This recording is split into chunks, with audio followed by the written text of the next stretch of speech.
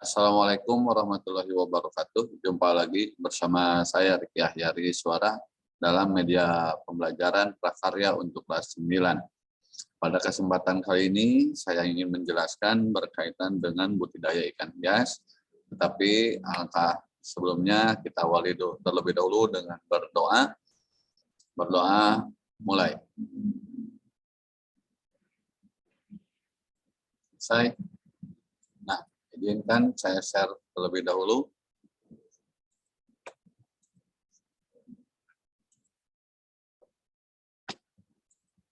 Nah, ini kita akan belajar yang namanya tentang budidaya ikan hias yang saat ini memang tidak akan henti-hentinya ya ikan hias ini, karena memang memiliki keunikan tersendiri. Nah, memiliki keunikan tersendiri. Dalam pembelajaran kali ini, saya ingin menerangkan atau saya ingin menjelaskan bahwa beberapa hal yang perlu diperhatikan berkaitan dengan budidaya ikan hias. Yang pertama adalah tempat perawatan atau pemeliharaan ikan hias. Ini wajib atau istilahnya fardu ain ya, untuk benar-benar disiapkan secara maksimal bahwa keberlangsungan hidup ikan hias itu betul-betul seperti manusia, harus betul-betul nyaman. Artinya tempat atau wadah yang biasa digunakan itu harus betul-betul nyaman, dan ini bisa diletakkan pada akuarium, kolam, atau basement, dan kolam terpal. Nah, ini tergantung daripada ikannya. Lalu wadah budidaya ikan hias ini harus terdiri dari tempat pemeliharaan, induk, pemijahan, penetasan telur, pendederan, pembesaran, dan penampungan hasil. Artinya tidak bisa yang namanya digabungkan berjamaah atau bersama-sama. Karena apa? Bisa jadi saling bunuh, karena bisa dijadikan sebuah pakan atau dijadikan sebuah makanannya. Misalkan telur ketika sudah menetas, itu ikannya masih kecil-kecil dimakan sama yang lebih besar. Supaya hasilnya maksimal, maka tempat atau wadah budidaya ini harus dipisah-pisah. Ya. Lalu yang kedua, di sini yang perlu diperhatikan juga adalah lingkungannya, lingkungan abiotiknya. Lingkungan abiotik yang dibutuhkan untuk budidaya ikan hias itu diantaranya adalah yang paling utama adalah air, karena memang hidupnya di air. Lalu suhunya air, derajat keasaman atau pH air, jika misalkan terlalu asam itu berbahaya, terlalu basah juga sama berbahaya. Berarti artinya harus normal. Biasanya pH yang standarnya itu adalah 7, artinya tidak terlalu asam atau tidak terlalu basah. Tetapi ada beberapa contoh ikan yang misalkan memang hidupnya agak di tempat asam, misalkan seperti ikan-ikan yang biasanya yang kanibalnya atau yang galak ya, yang biasanya bergigi seperti kayak piranha dan lain-lain, atau yang tawarnya seperti ikan bawal ya. Nah, lalu yang berikutnya lagi, walaupun di dalam air, tetapi kandungan oksigen yang terlarut itu harus maksimal. Lalu kecerahan air ini jangan sampai kotor ya. Nah, lalu berikutnya lagi, kandungan nitrit dalam air ini sangat berpengaruh terhadap tingkat kesehatan ikan hias yang mengakibatkan pertumbuhan dan perkembangan ikan hias itu pula. Maksudnya di sini adalah nitrit itu kandungan nitrogen atau istilahnya untuk melapisi atau untuk mempertahankan lapisan luar si ikan agar sisiknya tidak rusak ya. Nah, nanti kita searching bersama-sama, kita cari bersama-sama apa sih yang dimaksud kandungan nitrit itu. Lalu yang berikutnya adalah yang perlu diperhatikan dalam budidaya ikan hias adalah berkaitan dengan pakan. Nah, pakan ini ada 2 macam untuk budidaya ikan hias. Yang pertama adalah pakan alami, yang dimaksud adalah kutu air, atau jentik nyamuk, atau cacing sutera, atau serangga. Nah, ini katak juga bisa. Katak artinya katak yang bukan terlalu besar ya, dan untuk jenis-jenis ikan tertentu, atau ikan lagi yang hidup ataupun yang mati atau yang sudah diawetkan. Lalu ada juga yang disebut dengan pakan buatan berupa pelet. Ini juga sama, racikan daripada bahan-bahan yang namanya alami tetapi diolah. Nah, ini biasanya membuatnya adalah perusahaan. Ya, ada yang pelet dari rumputan atau tumbuhan, ada juga pelet yang dibuat dari hewan juga ya, campuran. Nah, yang keempat, di dalam budidaya ikan hias perlu memperhatikan yang namanya peralatan. Nah, peralatannya apa saja sih yang digunakan? Nah, di sini diantaranya adalah selang atau seser. Seser itu untuk mengambil ikan atau serokan. Lalu ada lagi ember dan mangkuk. Nah, ember dan mangkuk ini fungsinya untuk apa? Untuk pakan ya. Atau misalkan untuk mencampurkan sperma atau ovum dari betina. Nah, ini bisa digunakan juga. Nah, sebelum disimpan, peralatan-peralatan tersebut memang harus direndam atau dicuci dalam larutan PK atau larutan kaporit supaya apa? Supaya betul-betul bersih. Dan jika misalkan sampai mengandung bakteri, maka ini menyebabkan yang namanya kesehatan ikan akan terganggu ya. Lalu selanjutnya lagi adalah yang perlu diperhatikan. Nah, ini adalah memilih bibit. Nah, ini yang saya ambil adalah secara globalnya, perbedaan ciri-ciri induk dan jantan dan induk betina. Nah, yang pertama, induk jantan itu rata-rata mempunyai gonopodium. Sedangkan pada induk betina tidak mempunyai gonopodium. Artinya kalau di manusia itu kumis ya, biasanya ikan itu ada yang kumisnya ataupun misalkan di punduknya ya, itu lebih gagah kalau yang untuk jantan, sedangkan yang untuk betina itu gonopodiumnya itu biasanya rata. Ya, kalaupun ada biasanya warnanya tidak terlalu cerah. Nah, itu contohnya. Lalu yang kedua, cenderungnya kalau jantan itu tubuhnya ramping ya. Sementara untuk betina itu rata-rata ikan itu tubuhnya gemuk. Bahasa Jermannya mah pepel ya. Nah, seperti itu. Lalu yang ketiga, cirinya adalah warna sisiknya itu lebih cerah dibandingkan warna sisik yang betina. Kalau betina itu kurang cerah. Nah, di sini yang menonjolkan bahwa jantan itu biasanya lebih mahal memang, karena memang warnanya lebih kalau istilah anak-anak sekarang tuh estetikanya lebih dapat gitu ya. Kalau betina warnanya itu kurang cerah.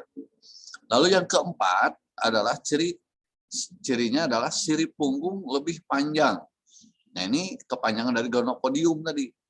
Ya, lebih panjang dibandingkan kalau betina itu sirip punggungnya kurang panjang. Nah, lalu yang berikutnya, nah, yang kelima adalah kalau jantan biasanya, nah ini bukan kepalanya besar artinya sombong ya, tetapi kepalanya memang lebih cenderung lebih besar dibandingkan dengan kepalanya yang betina. Kalau betina itu lebih lancip atau runcing. Ya, ini semua perbedaan ini dari mulai nomor 1 sampai nomor 5 ini secara umum. Tetapi di ikan-ikan tertentu itu memiliki karakter atau perbedaan yang lainnya tergantung daripada ikannya. Nah, di sini saya mulai dari teknik dan penerapan budidaya ikan hias. Yang saya ambil contoh adalah yang pertama adalah ikan cupang, dengan dikenal bahasa latinnya adalah beta spender ya, atau bahasa orang ini ikan adu ya. Nah, ikan cupang ini memiliki keindahan warna yang sangat-sangat luar biasa. Selain memiliki sirip yang indah ya dengan warna-warni, bahkan sekarang lebih tren itu yang namanya ikan cupang itu sampai miliaran itu karena keindahan tubuhnya, kecil tetapi variatif warnanya luar biasa ya. Nah, di dalam ikan cupang media budidayanya ini yang dibutuhkan adalah yang pertama media pemijahannya. Nah, ini bisa cupang itu irit ya, bisa di ember plastik atau baskom dan stopless. Ini media pemijahannya. Lalu Media pembesarannya, nah ketika sudah menetas atau sudah jangka waktu sekitar 2 minggu dari ember atau baskom dan stoples, maka bisa dipindahkan ke bak atau kolam semen atau plastik terpal dan akuarium. Yang ini masih bisa disatukan ya dalam pembesaran ini. Sedangkan pada saat media pemasaran atau penjualan, artinya kita butuh ikan yang betul-betul sempurna. Ya, ikan cupang yang bulunya bagus atau siripnya bagus, maka dapat disimpan perorangan. Karena kalau misalkan bersama-sama, terutama yang jantan, maka akan ya istilahnya berkelahi ya. Akhirnya rusak tubuhnya dan salah satu diantaranya pasti mati atau cacat ya. Nah, di dalam ikan cupang juga harus yang namanya memilih indukan. Ketika kita akan membudidaya, kita tidak bisa seenaknya bahwa induk ikan cupang itu yang biasa-biasa saja. Sayang sekali kita budidaya mengorbankan waktu, tenaga, ya, materi, sedangkan indukannya biasa-biasa saja. Nah, maka di sini perlu memilih indukan yang betul-betul maksimal. Ya, terutama saat menentukan indukan ikan cupang itu yang jantan dan betina yang betul-betul sudah siap atau matang, ya. Nah, tadi sudah dijelaskan bahwa jenis kelamin ikan cupang dapat dibedakan dari sirip-sirip dan warna badannya. Itu yang paling menonjol ya. Oke, dilanjutkan lagi. Nah, perbedaan jenis media dan peralatan budidaya ikan cupang. Yang pertama adalah sirip. Memiliki jari-jari sirip anal, punggung, dan ekor yang tumbuh sempurna lebih panjang dibandingkan selaput yang menutupinya. Nah, sedangkan tidak memiliki penonjolan dari jari-jari siripnya. Nah, ini peralatannya. Sedangkan pada betina ya, nah ini jadi jenis media. Nah, ini perbedaan sirip, jenis media, dan peralatan. Ya, yang pertama perbedaan siripnya, jenis medianya memiliki jari-jari sirip anal, punggung, dan ekor yang tumbuh sempurna lebih panjang dibandingkan selaput yang menutupinya. Peralatannya atau yang dimilikinya tidak memiliki penonjolan dari ya, penonjolan dari jari-jari siripnya. Lalu yang kedua, warna badan memiliki lebih banyak bintik hitam di punggung. Nah, ini yang jantan ya. Sedangkan yang ini memiliki sedikit bintik-bintik hitam di punggung. Nah, ini juga sama. Jadi yang ini sebetulnya bukan jenis media ya.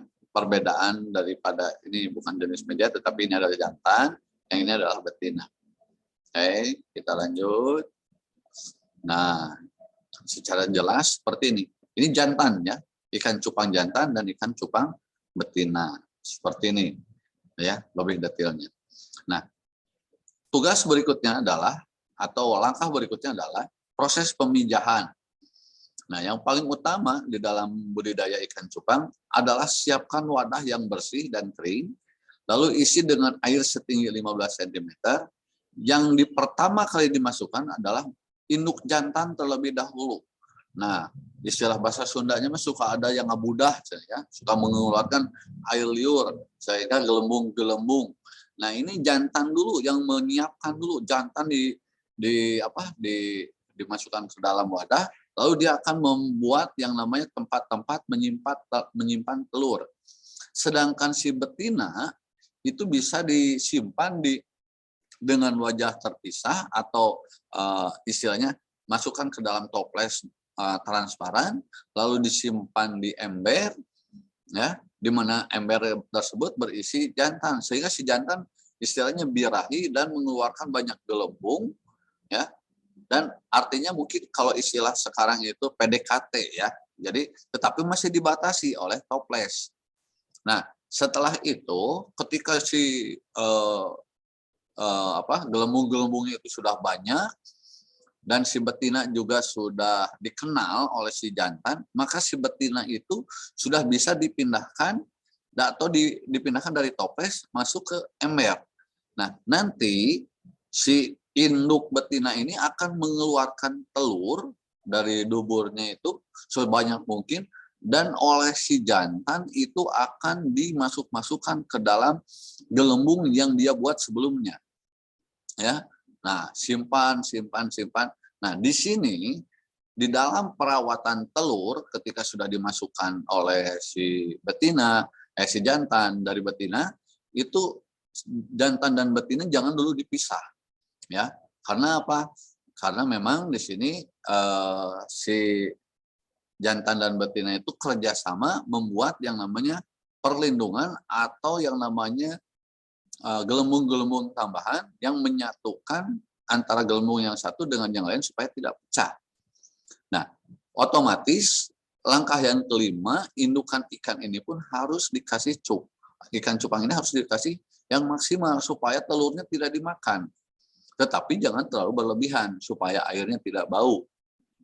Nah, induk betina ini diangkat untuk dipindahkan ke tempat lain bila mana kurang lebih sekitar 1 minggu atau ketika si anaknya sudah mulai menetas, ya terjadi seperti jentik nyamuk kecil-kecil, maka si betina inilah yang harus diangkat, bukan jantannya. Nah, kebanyakan orang yang diangkat itu jantannya sehingga betinanya itu memakan lagi si anak-anak kecil. Nah, di sini ikan cupang yang lebih bertanggung jawab itu adalah ikan cupang yang jantan, ya.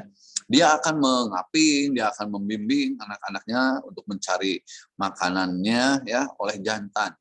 Nah, ketika kurang lebih sekitar 3 minggu, baru jantan bisa diangkat, ya, biasanya seperti itu. Oke, mulai berikutnya setelah melewati yang namanya di sini tuh 2 minggu, ya, nanti baru bisa dipisahkan dengan jantannya. Nah, ini kita lihat dari usia ikan. Kira-kira bagaimana cara pembesarannya? Cara pembesarannya kita otomatis beri pemberian makanan. Bentuknya dari 7 sampai 10 hari itu kuning telur ayam yang telah direbus atau setelah direbus itu dihancurkan sampai bubuk, ya. Nah, itu bisa diberikan kepada ikan yang berusia 7 sampai 10 hari. Nah, ataupun boleh dikasih kutu air, tetapi kutu airnya yang mini, yang betul-betul sekali. Kutu airnya juga kutu air yang anaknya, yang disaring terlebih dahulu. Nah, ini cukup diberikannya sehari sekali saja, jangan terlalu sering, ya. Takutnya apa? Jadi bakteri di bawah ketika makanan itu tersisa. Nah, setelah 2 minggu, barulah dikasih kutu air hidup, yang ukurannya memang agak lebih besar, dan diberikannya 2 kali sehari. Nah, di usia 3 bulan, mulailah si ikan cupang ini sudah bisa diberi jentik nyamuk halus, ataupun ikan, namanya tuh, kutu air besar, bisa. Atau misalkan, yang sekarang lagi musimnya itu pelet, boleh, ya. Ini setelah 3 bulan. Nah, sebelum 3 bulan atau di bawah 3 bulan, diupayakan betul-betul supaya hasilnya maksimal, pembesarannya banyak, maka makanan juga harus diperhatikan. Nah, sudah barang tentu kita hidup dimanapun pasti ada yang namanya hama atau penyakit kalau kita tidak bisa menjaganya. Hamanya atau yang menyerang ikan cupang itu biasanya ular atau burung. Nah, atau bisa jadi yang ada pada kolam itu sendiri yang tadi saya sebut, yaitu bakteri atau yang merusak kulit-kulit, ya, kutu. Nah, di dalam selap-selapnya sirip itu kutu yang sangat-sangat kecil itu menyebabkan istilahnya seperti mengelupas kulitnya itu, ya. Nah, cara pencegahannya ketika misalkan oleh ular dan burung, maka kita membuat pagar atau menutup kolam tersebut. Lalu, nah ini yang disebut bintik putih atau velvet. Nah, ini ada yang namanya ya bakteri jamur istilahnya. Ini pencegahannya bagaimana? Dengan methylene blue. Nah, itu biasanya yang warna biru, cukup beberapa tetes saja untuk 1 ml, jangan terlalu banyak, ya. Dan ikan ini insya Allah akan sembuh, ya. Nah, untuk yang berikutnya, ya, nah ada ikan mas koki dan ikan-ikan tawar yang lainnya. Ini adalah sebagai bentuk tugas. Nah, kalau nanti lihat video dari awal sampai akhir, ya, dari awal sampai akhir, bagaimana cara memilih induk, lalu bagaimana sampai proses pemberian perawatan, inilah yang harus dikerjakan oleh peserta didik kelas 9, ya. Nah, kalau tadi saya memberikan contoh ikan cupang, nah, para peserta didik kelas 9, silakan kalian buat di buku tulis kalian masing-masing, ya, di buku tulis kalian masing-masing, mulai dari pemilihan induk sampai ke proses perawatan. Nah, di sini saya berikan kebebasan pada kalian. Jangan dulu yang ikan laut, ya. Di materi memang seperti yang ada yang ikan laut. Nah, kita akan coba di ikan tawar saja terlebih dahulu. Jadi ikan hiasnya yang ikan hias air tawar. Jangan dulu yang ikan laut. Untuk ikan laut kita buat nanti di pertemuan berikutnya. Kalau misalkan kalian nanti ada pertanyaan atau ada yang ingin ditanyakan kepada saya, silahkan kalian bisa melalui WA, ya. Nah, mungkin itu materi yang perlu saya sampaikan hari ini. Mudah-mudahan bermanfaat dan saya berharap kalian tidak puas. Karena apa? Biar bertanya sama saya. Dan insya Allah nanti kalau saya memang bisa menjawab, akan saya jawab. Saya akhiri dengan salam literasi dan sehat selalu. Salam juga untuk keluarga. Billahi taufiq wal hidayah. Wassalamualaikum warahmatullahi wabarakatuh.